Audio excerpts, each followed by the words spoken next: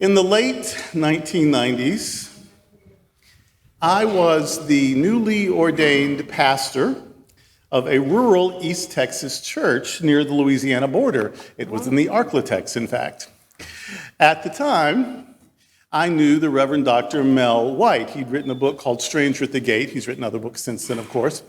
And before that, what his claim to fame was is that he had ghost-written books for a lot of fundamentalist televangelists.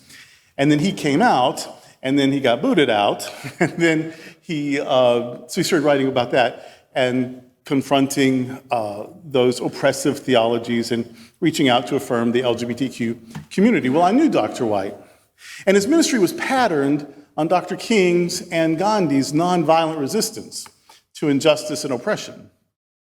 Well, our church was in a very conservative area. And at that time, the county we were in didn't even have a pride celebration. It does now. But it didn't then. And it only had one gay bar. And ours was the only church at that time that affirmed and celebrated queer folk. There were a couple that had sort of a don't ask, don't tell policy. But we were the only ones who did what we do, you know what I mean? Well, I had no staff in those days. And I commuted 2 hours to work. And so just time and human resources and finances were all stretched. But I was young, so I made it work. I wouldn't want to go back to that workload, but I was able to do it then. But still, with limited resources and in really what was a hostile area to people like us, I asked Dr. White what we could do for the cause of justice. We weren't going to be able to do what people in large urban areas were doing. Of course, you know, we could preach our sermons and we could vote and we could tell our stories. We had AIDS healing services and we had a food pantry for people who were food insecure. I mean, we did a lot of things, but it just seemed local and it seemed sort of reactive and it wasn't touching the big national or state level things.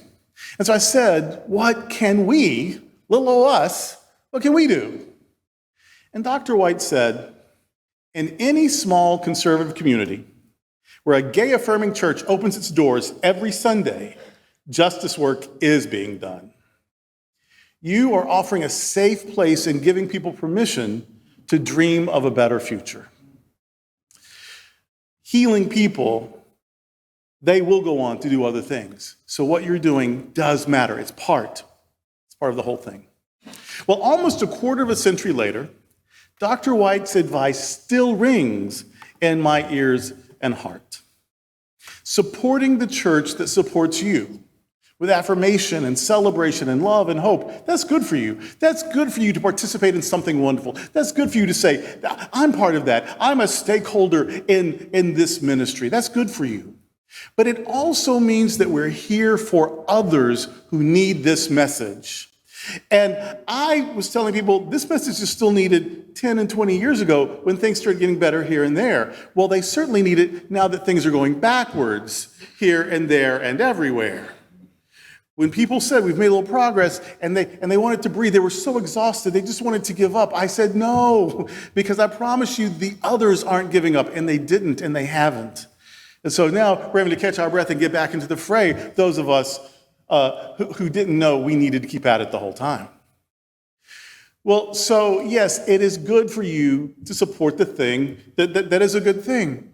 But it's also good for those, as Dr. Robert always says, for those who are yet to come. Those who need this message, those who need this community, those who need this safe place, those who need this opportunity for healing.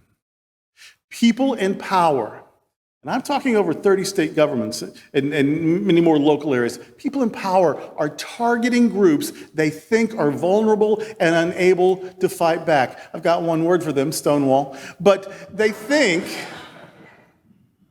that they are attacking vulnerable populations unable to fight back. The poor, transgender folk, queer families, drag performers. And we will resist such oppression in as many ways as we can.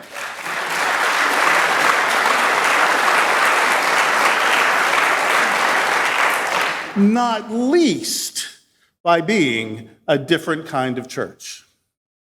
My Clarion call this week is so simple.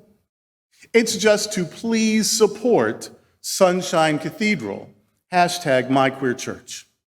With time, talent, treasure, and testimony, with prayer, with enjoying our performing arts series, and accessing our education programs. I'm excited about Wednesday night, March 15th. Dr. Ann's going to bring it like Zeus. She's going to bring the thunder like Zeus. I can't wait.